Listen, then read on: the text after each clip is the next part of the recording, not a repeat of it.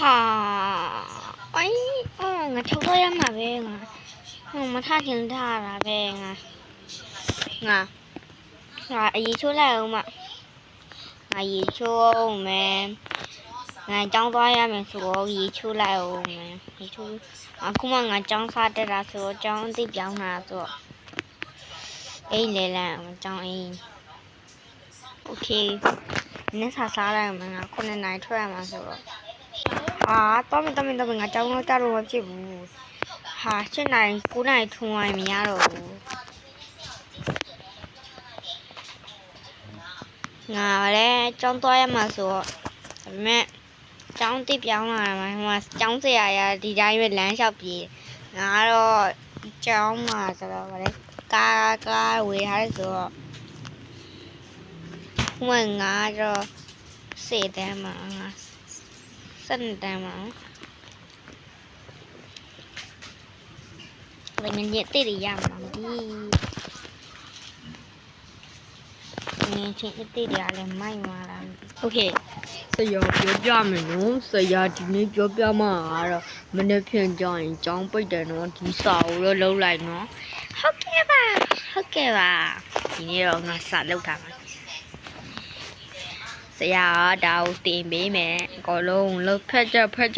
ရေးထားကြနော်မနေ့ကျအိမ်စာတွေပါလှုပ်ထား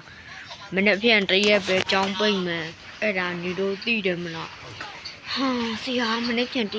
ရက်ပဲကျောင်းပိတ်မှာဆိုတော့ငါဘယ်လိုလုပ်ရင်ကောင်းလဲဘာမှမပြောနဲ့စာပဲရေးနေလိုက်ဟုတ်ငါဒီနေ့ငါစာရေးရညနေကျရင်ငါဘာလို့မလဲမသိကျောင်းဆင်းပြီလားတော့မသိ9နာရီထိုးနေပြီဆရာမကြီးလည်းပြန်ကုန်ပြီလောက်ပါလေငါလည်းရုပ်ကြပါပြီဒီလောက်ပါအောင်တော့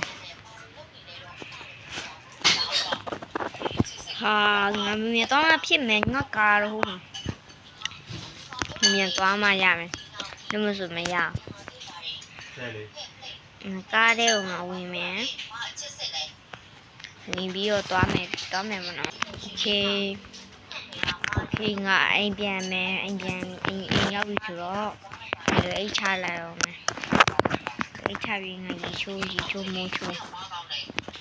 ချိုးပြီးတော့ကျမသမင်းရမစားတော့သမင်းပိုင်းမစားသေးဘူးโอเคငါ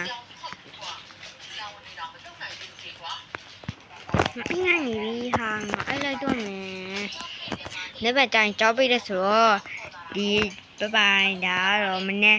လည်းနောက်ထပ်နှစ်ကိုနောက်ထပ်အပိုင်းနှစ်ကိုကြည့်ပေးပါအောင်ရှင်နောက်ထပ်ပိုင်းနှစ်ကတော့မနေ့ဖြန်မှတည်ပြီးမှာပါ